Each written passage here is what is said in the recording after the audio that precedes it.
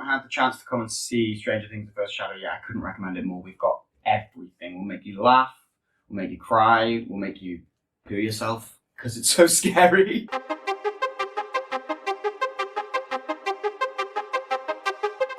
Well, hello there and welcome to another edition of Getting to Know You, our series dedicated to fresh faces making a big impact on UK stages. And today we come to the Phoenix Theatre in London, where Louis Healy is turning the West End upside down with his performance as Henry Creel in Stranger Things: The First Shadow.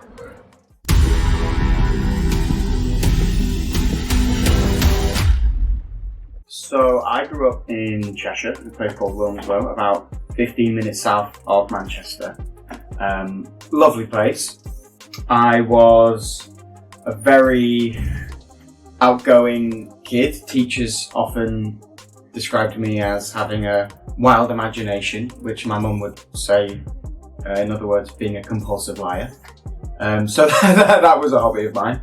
I was football mad, music mad, and just very sort of imaginative, I guess. You know, I would go off on adventures or whatever. I loved exploring and sort of just being feral and just running around and getting up to whatever. But I guess, yeah, football was something that I was really into when I was younger. Being from that part of England, it often infects you. Although I do support Newcastle United, which was difficult growing up in Manchester, especially because we were just so rubbish at that time.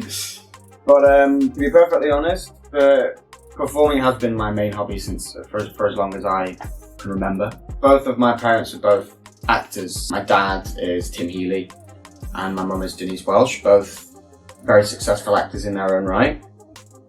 I think the biggest thing that I took from having parents who were in the industry was that it was always something that seemed attainable for me.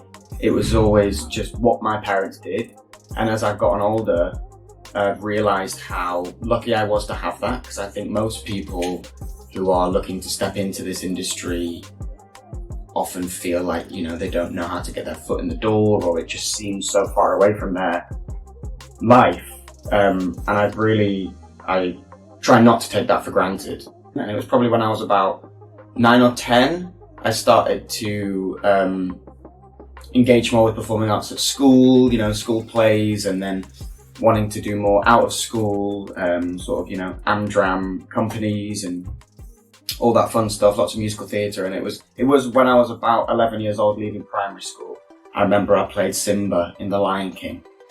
And after that, I said to my parents, you know, I think this is what I want to do. I went to a place in Wilmslow called the Actors Lab, which was a brilliant company for young performers who just wanted to go and sing and dance and act, and we would do sketches and occasionally put on shows. And they suggested to my parents that I audition for a Manchester-based agency when I was about 12. And we took them up on that offer, and thankfully they accepted me. And from that point onwards, I was auditioning for things, and that led me to auditioning for the full Monty, which is a very well-known show and movie, especially in this country. And I got that. That was my first ever job. I remember going to Sheffield to audition, and my granddad took me along, and it was all very new to me, and there was, you know, 20 other young lads in the room, and it was my first experience of that. And that was a David Pugh production, and we did that. I remember we did 2 weeks in Cardiff, 2 weeks in Bath, and then we transferred to the Noel Coward down the road, and that was it. I was just absolutely hooked from that point onwards. The perfect house for the perfect family. This is going to be a fresh start for all of us.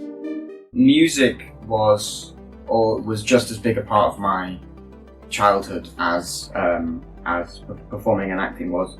My dad always described himself as a frustrated rock star who then became an actor. He also trained as an opera singer, my dad, so music was always just super present in our home. And then of course my brother sort of took that. My dad sort of gave the gift of music to my brother massively, bought him his first guitar, and my brother is Matty Healy, the lead singer of the band in 1975. They've done all right, I guess you could say.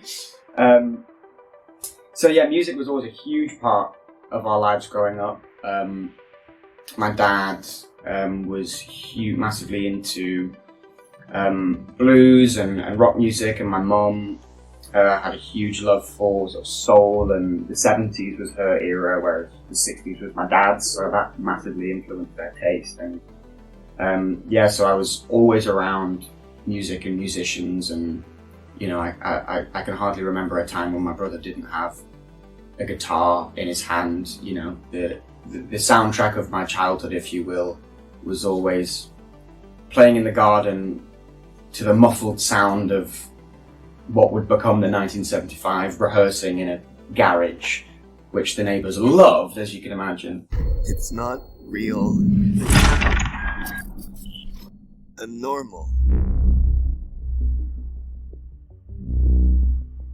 It's not real.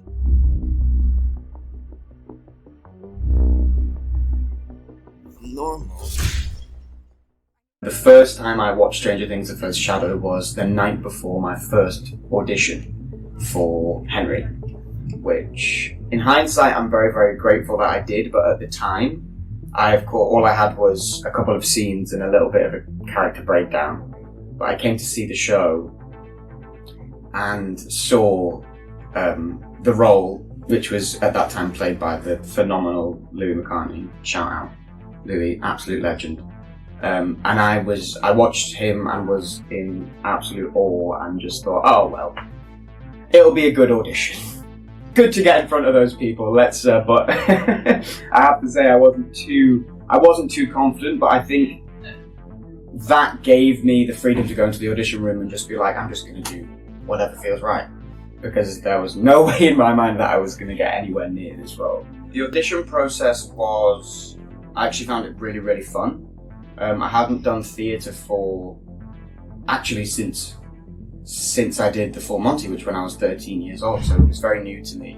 I was very used to auditions being quite small and usually just in a room with two people and maybe a camera, but for these auditions they were all workshops, most of them, so we were in a room working with lots of other actors who were auditioning for all different roles, and I was reading for a multitude of characters. After my first audition for Henry, I then auditioned, I think I did 3 rounds where I would read for like Walter or Bob, and I found the audition process amazing because I didn't go to drama school, I don't have that much theatre experience, so just getting to work with tons of other young, inspired actors, getting to bounce off them and take on let their interpretations influence mine, and I found it very, very nourishing creatively. In each round that we got through the auditions, I just tried not to take it for granted, tried not to think about the end goal too much, and I was just like, let's just go into this room and enjoy it. I know you think you're bad. You can fight it! It's not real. Normal. You can't outrun the shadow, Henry. It's not real. You are the shadow!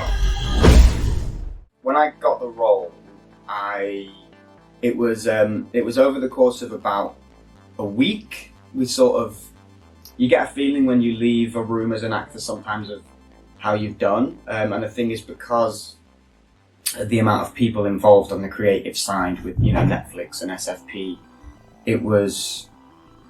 it felt like a relatively long-winded process from leaving that final audition and feeling like I might have got it to then actually finding out, and there was emails being exchanged between my agent and the team, and they were saying that they really liked me and it was looking likely, but of course there was hoops to jump through, and Netflix in the US had to okay everything, so it felt like I was waiting for about a million years, but it was probably only a few days. I was just sort of waiting around the phone, and me and my parents were always just huddled, and anytime my agent would ring we were like, what's going on. So it was incredibly exciting, and when I found out I got the role, I was just overjoyed. by an absolute country mile the biggest thing I've ever done. It's the first time I've played a lead role, and the role itself is just a dream for an actor. The amount of, I guess, sort of range within this one person is just, it really is so much fun. And the run so far has been absolutely, it's just been electric. I'm having more fun on stage every night than I ever have in my entire life. You can catch Louis live and in person here at the Phoenix Theatre. As always, you can leave your thoughts about Stranger Things: The First Shadow in the comments section down below. But please, for the love of a dressing room full of demogorgons, keep it kind. Give us a like, subscribe to our channel, and ring that bell for notifications. And I'll see you next time for What's on Stage.